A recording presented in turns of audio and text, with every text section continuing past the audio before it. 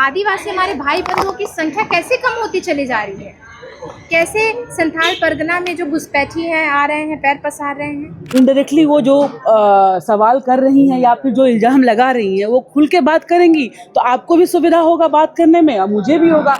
नामकुम में भी 2 लोगों में विवाद हुआ, उसे 2 पक्ष बना दिया जाता है और एक पक्ष के 17 लोगों को अंदर कर दिया जाता है। रात रात में बहू बेटी सोई हुई है, वहां पर जाके रेड मारा जाता है। भाजपा के पास ऐसे सांप्रदायिक मुद्दों के अलावा अब कुछ बचा नहीं। हम अगर यहाँ काम कर रहे हैं, सरकार में हैं, तो हम सुरक्षा देने के लिए हैं, उनको मजबूत करने के लिए हैं, ना कि राजनीतिकरण करने के लिए। सत्ता में आना या फिर लोगों के बीच लड़ाई लगाना, ये सब में महारत हासिल है भाजपा को। जोहार, आप देख रहे हैं लोकतंत्र 19 और इस वक्त हम मौजूद हैं झारखंड विधानसभा परिसर में। झारखंड विधानसभा में बजट सत्र का आज 13वां दिन है और आज बहुत से मुद्दों पर बातचीत हुई। विधायकों मंत्रियों के आने जाने का सिलसिला फिलहाल जारी है। सदन में प्रवेश करने से पहले विधायकों मंत्रियों ने मीडिया से मुखातिब होते हुए कई सारे मुद्दों पर अपनी बातचीत रखी। आपको बता दें कि पिछले दिनों जो लॉ एंड ऑर्डर पर गंभीर सवाल खड़े हुए थे, गिरिडीह के घोड़थंबा में जो मामला सामने आया था, उसके बाद नामकुम प्रखंड में जो सोनू मुंडा हत्याकांड का मामला सामने आया था, इस पर भी आज फिर से सवाल खड़े हुए। लॉ एंड ऑर्डर पर सरकार को विपक्ष ने जमकर घेरा। उसके अलावा मैया योजना पर शुरुआत से ही विपक्ष सरकार पर हमलावर है। मैया योजना की राशि 18 लाख लाभुकों को नहीं मिल पाई है। सरकार का कहना है कि जब तक उनके बैंक खाते आधार कार्ड से लिंक नहीं होंगे तब तक उन्हें समान राशि नहीं मिल पाएगी। इस पर विपक्ष सरकार पर लगातार हमलावर है। इसके अलावा बाबूलाल मरांडी जो नेता प्रतिपक्ष है सदन में, उन्होंने कल एनआरसी लागू करने की मांग की थी। इस पर भी विपक्ष के अपने कुछ राय है और सत्ता पक्ष ने भी अपनी राय पेश की है और बांग्लादेशी घुसपैठ का भी मुद्दा उठा है। तो देखिए आखिर विधायकों मंत्रियों ने क्या कहा। आज देखिए जो हमारे नामकुम की घटना आप देखे होंगे, ऐसी दर्दनाक घटना, निंदनीय घटना जिसे हम कहते हैं, नामकुम में भी 2 लोगों में विवाद हुआ, उसे 2 पक्ष बना दिया जाता है और एक पक्ष के 17 लोगों को अंदर कर दिया जाता है। रात रात में बहू बेटी सोई हुई है, वहां पर जाके रेड मारा जाता है। तो इस प्रकार कहीं ना कहीं जो सरकार की नीति है, सिर्फ और सिर्फ वोट बैंक की राजनीति करने के लिए आज हर एक लोगों को परेशान किया जा रहा है। आज हम कहते हैं जो दोषी हैं वो बख्शे नहीं जाए। आज नामकुम के जोरार बस्ती में भी जो दोषी हैं उन पे निश्चित रूप से कार्रवाई हो, लेकिन निर्दोष को, वो गर्भवती महिला को भेज दिया जाता है जेल, एक 16 साल की 17 साल की बच्ची को जेल भेज दिया जाता है।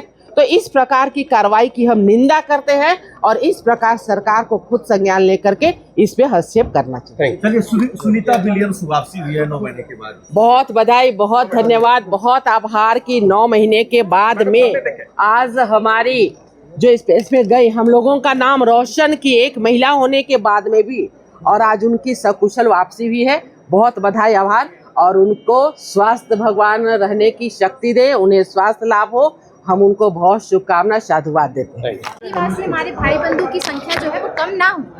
हम विपक्षी भी यही चाह रहे हैं कि आदिवासी हमारे भाई बंधुओं की संख्या कैसे कम होती चली जा रही है।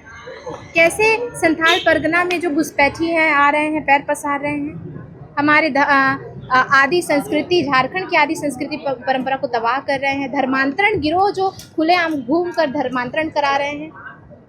और फिर एनआरसी की बात होती है। मेरा अगर व्यक्तिगत राय देखा जाए तो ये सही है। घुसपैठियों पर नकेल कैसे आप पाइएगा, उनकी पहचान कैसे करवाइएगा। एक तरफ आप आदिवासी भाइयों की, बंधुओं की हित की बात करते हैं, दूसरी तरफ आप राजनीति करते हैं। आप एक पक्ष के साथ खड़े, एक स्टैंड लीजिए और उसी में खड़े रहिए और उसके साथ आगे बढ़िए। सवाल उठा रहे कि आप लोग जो है रिस्ट्रिक्शन लगा कर इन लोग जो जब एक उंगली हम लोग की तरफ करते हैं ना, तो 3 उंगली उनके तरफ होता है। वो बताएं महाराष्ट्र में क्या कर रहे हैं, दिल्ली में क्या कर रहे हैं।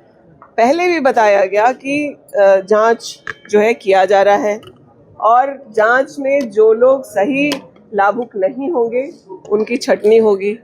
उसके बावजूद इतने लाखों महिलाओं को पहुंच चुका है, बाकी का जांच पूर्ण होगा, उसके हिसाब से फिर उनको पैसा जाएगा। भाजपा इन सब इस बात की चिंता ना करें। उनका सब कुछ यहाँ खत्म हो गया है, उसके बारे में चिंता करें कि कैसे वापस ठीक करेंगे। भाजपा महिलाओं का अपमान करने का आरोप लगा रही है। बाबूलाल मरांडी कह रहे हैं एनआरसी लागू करने की बात जो है वो बाबूलाल मरांडी कह रहे हैं। देखिए, भाजपा के पास ऐसे सांप्रदायिक मुद्दों के अलावा अब कुछ बचा नहीं।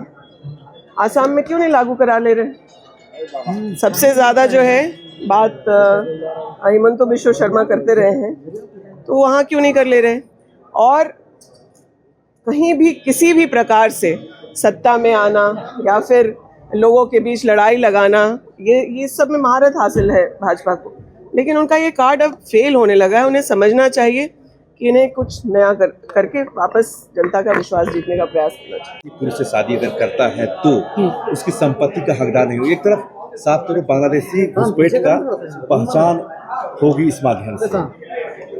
देखिए, उनका कहना जो भी वक्तव्य था, जो उन्होंने सदन के अंदर कहा वो भी मैंने सुना, और जो सदन के बाहर यहाँ कह रही थी वो भी मैंने सुना। और ये चीज़ें हैं कि किसकी मतलब आदिवासी से शादी हो, यहाँ के स्थानीय लोगों से शादी हो, उनका हक क्या हो, ज़मीन जायदाद जो भी चीज़ें हैं, और वो यहाँ के मतलब रहने वाले, यहाँ के बासिंदा हो जाते हैं। इनडायरेक्टली वो जो सवाल कर रही हैं या फिर जो इल्ज़ाम लगा रही हैं वो खुल के बात करेंगी तो आपको भी सुविधा होगा बात करने में, और मुझे भी होगा। ये तो गुमराह करने वाली बात है कि आप सही में क्या चाहती हैं, कि क्या बाहर के लोग यहाँ पे आकर के शादियाँ हो या ना हो, क्योंकि वो भी तो कहीं ना कहीं से आई हुई हैं, वो भी तो यहाँ की बहू ही है ना। तो इन सब चीज़ें सारी बिल्कुल, हाँ, वो कितना जायज मानते हैं? देखिए, मैं यही चाहती हूँ, मैं ही नहीं, हर कोई झारखंड में जितने भी लोग हैं वो यही चाहते हैं कि यहाँ पे जो भी हम लोग हैं वो सुरक्षित रहें।